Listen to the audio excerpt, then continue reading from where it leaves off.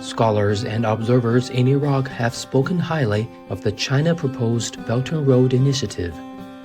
Akil Hamdan, a university professor, said that the BRI is a modern economic system that aims to move developing countries to a better condition.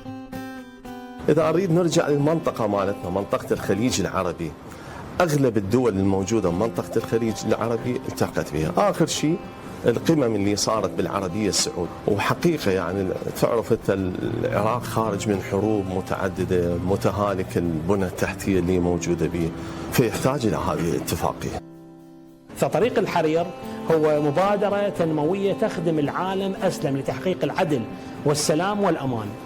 طريق الحرير برنامج تنموي يوصل أفكار إلى الوطن العربي وأيضا إلى كل العالم. العراق من ضمن الوطن العربي، الصين تدعو العالم.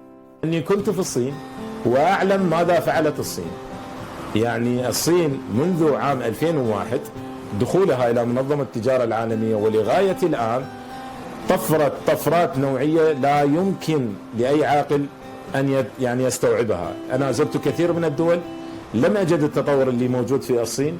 يجب على العراق أن يركب هذا القطار، يجب على العراق أن يكون يعني داعم أساسي إلى أن يكون العراق مع الصين، أن يكون شريك وأن تكون الصين هي شريكة معه. In 2013, China put forward the BRI to foster new drivers for global development.